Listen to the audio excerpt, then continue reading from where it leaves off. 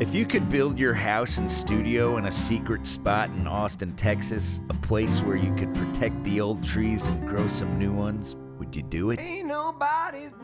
Would you turn all rooms into workstations, creating a laboratory of creativity that knows no boundaries?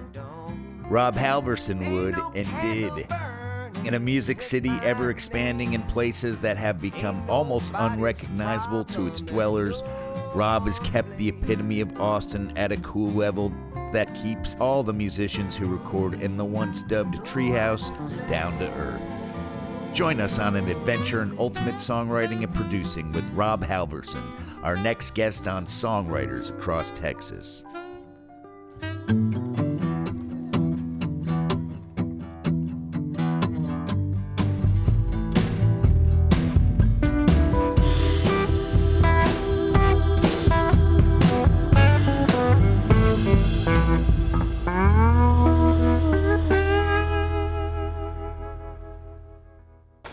Come on in. So this is where I'm working all the time and where we do a lot of records with people and have a lot of experimental time in here as well. This was above a garage, this room.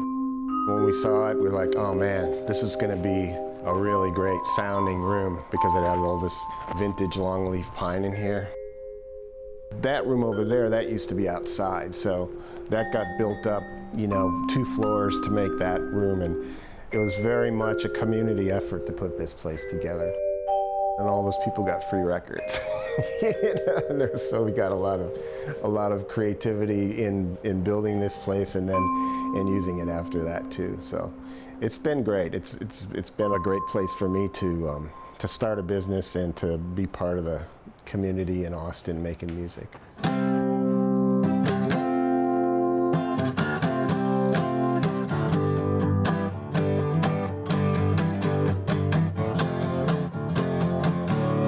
Okay, let's just say I did that.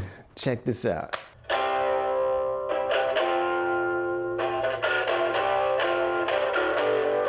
That's electric guitar right there, right? So you just put a microphone on that and stick that onto your record, and that becomes your electric guitar. I got that trick off of an old interview I read with Keith Richards. I got a trick to show you in that other room. This is pretty cool. I was doing this the other day and I just let it set up because I thought, oh man, this looks cool. These are basically just various tape machines, and this is an old tube amplifier, and sometimes I record something on the main recorder and then I will run it through some of this stuff just to see what'll happen, and if something cool happens, I'll record that again and then it can become part of the song. Okay.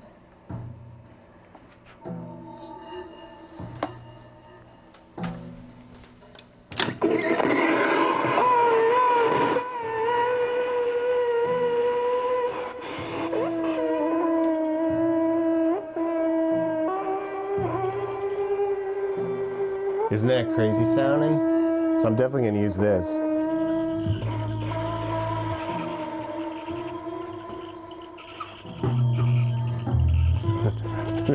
This poor old guy here, creaking. But I think that's part of what's making it sound cool, is that this guy's struggling, and he probably needs a little work, but I'm not gonna fix him yet because he's kind of helping the randomness, And randomness, man, it can be elusive. It's really hard sometimes to get randomness, to be able to count on it, So if you do find something that's truly giving you some randomness, it's like really lucky. You want to catch it in a bottle, A lot of people that I work with really value collaboration. And I think that's the really cool thing about making music with people in Austin. People really value the unknown of collaboration, and like we were talking about the randomness, it's like that's like always welcome to come through the door. Jenifer Jackson is a friend of mine who I've played in bands where she's been playing as well, and then we realized that we have songs of our own that really complement each other when we perform together. So we played Can You See That Angel together. When I wrote that song, I was so happy. I wanted to write like a song that was like sunshiny and just felt like a giddiness for having like almost like an angelic addition to my life. A few years later, I got contacted by the SPCA in Los Angeles, and someone there was really a fan of that song, and they wanted to use that song as their as the backdrop for the SPCA commercials on TV, like with pictures of puppies and kittens, and Can You See That Angel? I think she has followed you. I was like, oh man, this song has found its purpose. You know, when you're a songwriter, you find all kinds of ways to get inspired to write a new song. And I wrote a song about some real angelic folks I met. And I wrote a song called Can You See That Angel? But then later, I realized it's actually about my dog. So it's called Can You See That Angel?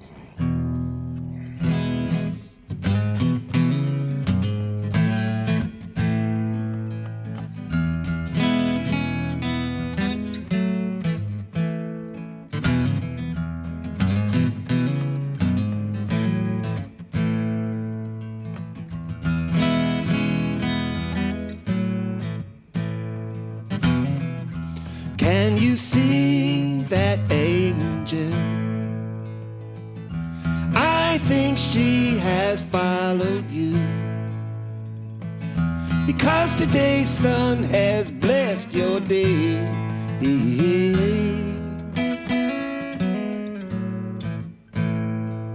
And the lightness of her wings has shown you sunny things.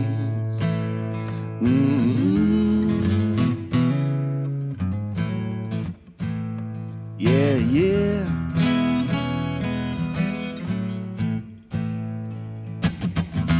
Can you see that angel?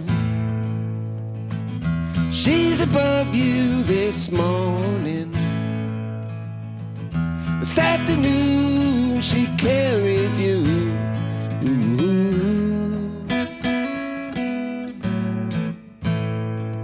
And the lightness of her wings has shown you how to sing.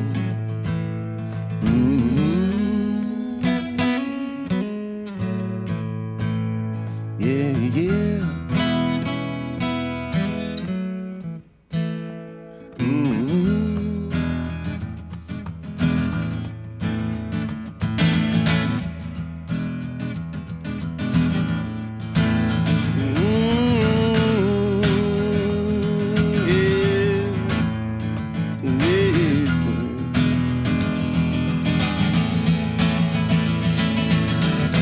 Can you see this angel? Tonight she embraces you.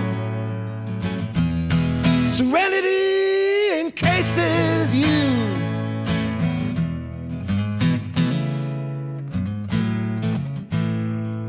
And the quiet of her breath has shown you how to sing.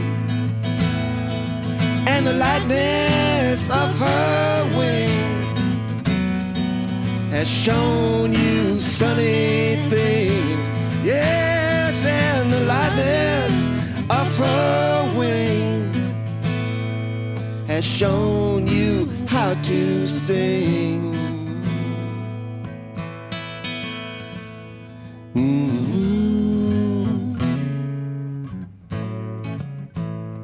Yeah, yeah.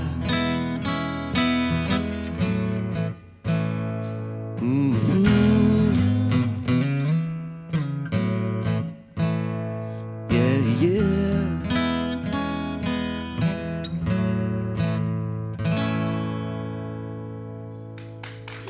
All right, good job. Good job.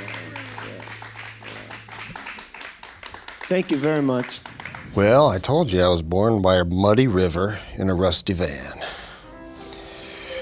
I was born in Wisconsin, and not in a van, but near a river.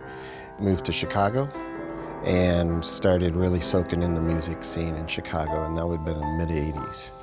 The first generation of the great electric blues guys was still playing in Chicago during that time. Otis Rush and Buddy Guy and Lonnie Mack and all those guys were playing. So that really influenced me as a young musician. And then once I got here, I realized that, wow, everybody's writing their own music. Okay, well, let's try to do that. So when I first got here and started being active in Austin in the early 90s, I was just blown away by how easy it felt and how normal it felt to have no competition with other artists, but to really have all the artists working together, pulling together for their craft, you know? And it really was a unique situation. That was before your time in Austin, right? Yeah, you know, it was a very generous environment for songwriters in that we listened to each other and we helped each other, and there was complete generosity between songwriters just really trying to get each other to write the best songs they could. Here's a rope, huh? Bring it a rope. You bring me a rope, huh? Who's that baby, huh? Oh, who's that baby? So underneath the studio is the shop where I'm doing my work on instruments and things, and I call it the shop. This is where you find me working during the day most of the time. A lot of wooden instruments, although I've been working on like some synthesizers and stuff lately too. Whatever comes through here, I'll usually take a look at and see if I can help it out or not, you know. This is my dental tool here, but you know, if you can see underneath with a mirror and look in there, you can kind of see some surprises sometimes. That one is working, but I think this one right here probably has a short in it, and that's the tone potentiometer. But these are seriously old, and I want to keep them. And you know, it's kind of like the randomness that we're talking about up in the studio. It's like, if you can get a certain thing to happen on an instrument, and the randomness might come from the fact that all the parts on it aren't parts you just bought, you know, but they're parts that have been in trunks of cars or under beds or on stages, and all these and jostled around and had all these different humidities, and maybe were underwater for a while, and now that arrives on your lap, and that's what you're going to make sound with. There might be some character in that thing from all that living it's done that there's no way you can just create and design. It's designed by time, really. You know, it's what happened to it that you're hearing. A while back, I got to know some people in my area that are people that don't have homes to live in. There's a creek nearby here where, especially in the summer months, there's a group of people that live near the creek. They pretty much live there. I was talking about some of the conversations I had with some of those new friends of mine, and I was talking with my friend Bart Ramsey, who's a brilliant songwriter in New Orleans. He had some similar experiences, so we wrote River of Happiness together, and the idea behind it was that there's like a quality of like endurance and perseverance that people who just let go of all the things that most of us take for granted about what we need in our lives, that it kind of brings them closer to almost a pure happiness, just a purity to contentment.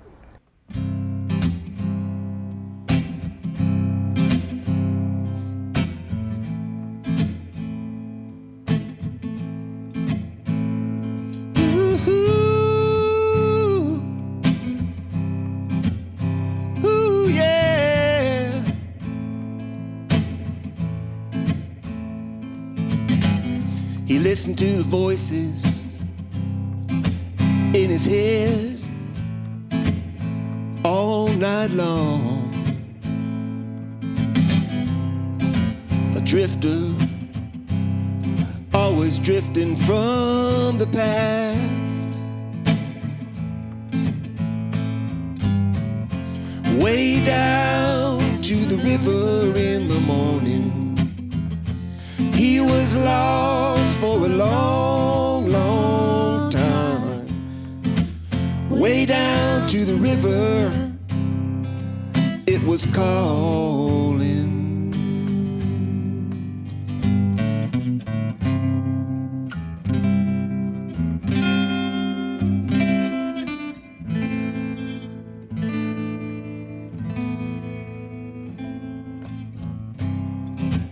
Noah kept it flowing, flowing all day long. He reached the bottom of a bottle of Mad Dog, started feeling strong. He was once the salt of the earth, but he kept falling, falling, falling. What is it always calling? Way down to the river in the morning, he was lost for a long, long time. Way down to the river, it was calling, and it was singing.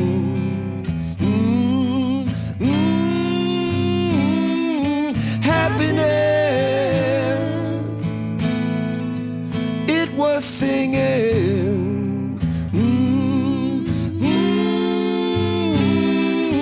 Happiness. Sometimes it seems you've got to die 1,000 deaths. It's always there, and yet you've got to slip on through the net. You finally give it up, and then you get a little happiness, a little happiness.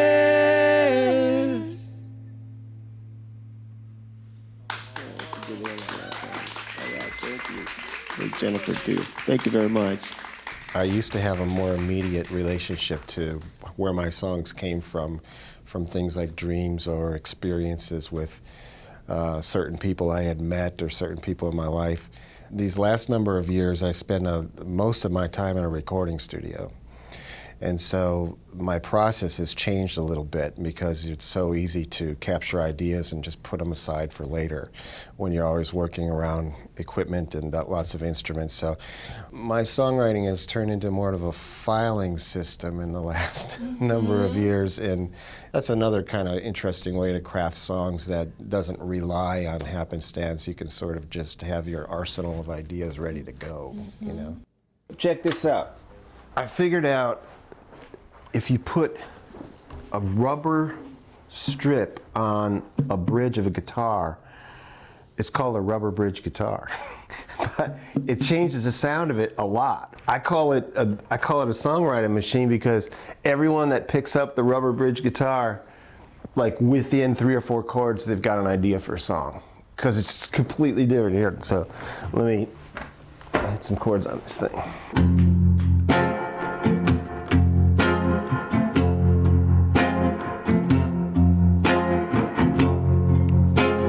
Once again, it's been so long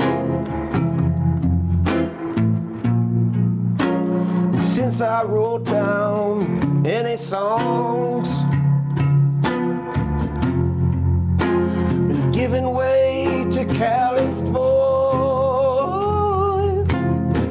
There doesn't seem to be a choice.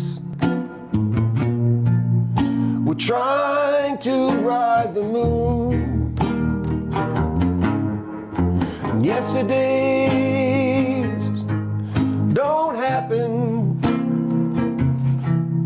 anymore than midnights do.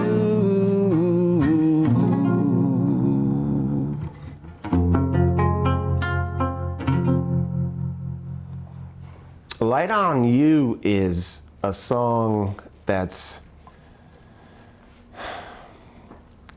I think I had a couple of very special people in my life, you know, during that period that were really showing me the way through that period of my life, basically just by being themselves, you know? They weren't like teaching me or taking me on some experience. They were just being themselves, and it was their inner kind of glow that they had. It was coming back. It was shining on me, but I was thinking about it as a light on them because they almost had a glow, you know. And so I think when I wrote that, I was thinking of expressing that feeling about how people have like an inner light, but they also have like a glow upon them, you know.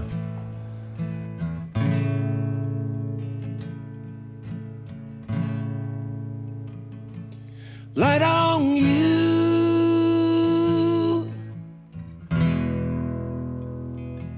light my way.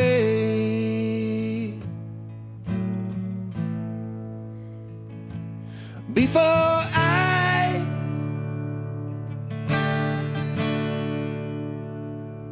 fall astray, light on you,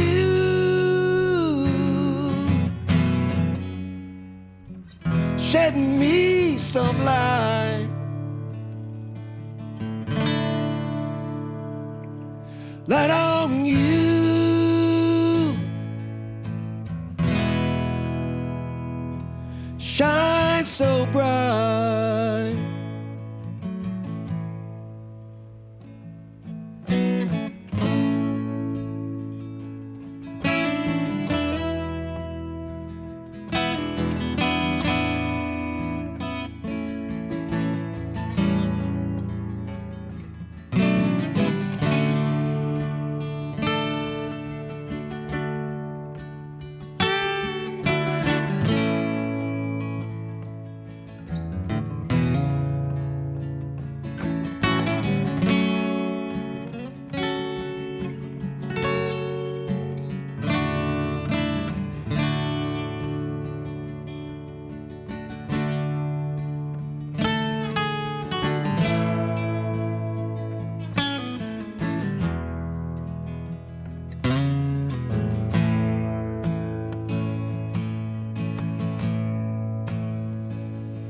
Light on you, make the day, 'cause it seems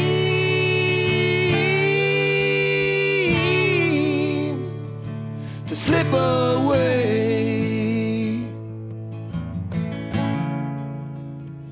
into the dark of the Milky Way. Light on you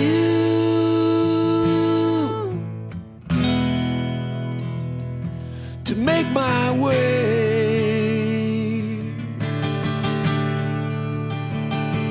Light on you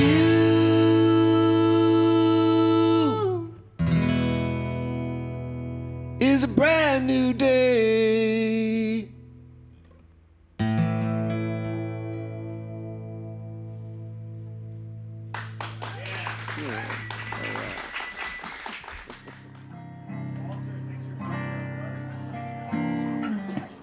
All right, we're the Rob Halverson Trio. Here's another original song called Post-Depression Rag. Now, as you can imagine, there's weather depressions and then there's whether they're not depressions. This is a depression that's a post, which means it's a gone now, looking back at a depression. The first time I went on tour, I ended up in Scotland. Ended up with somebody lending me a bike and a tent, and I was biking through the Highlands, busking. I would ask, is it okay if I play some music in here? Every single time within an hour, at least one person would pull out another instrument. And a lot of times, many people would pull out instruments because they would call somebody and then all of a sudden there would be 4 fiddles. And we would have these jam sessions in a sense of community. It would combust, you know, and it was just because that's where I parked my bike and walked into the place, and maybe it was going to happen anyway that night, but I was part of it.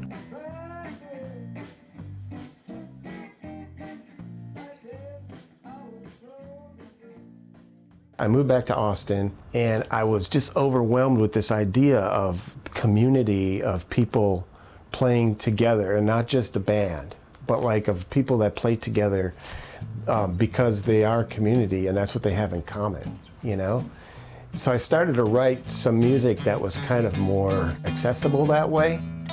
I started writing music where I was avoiding, you know, really tricky turnarounds or changes in rhythm,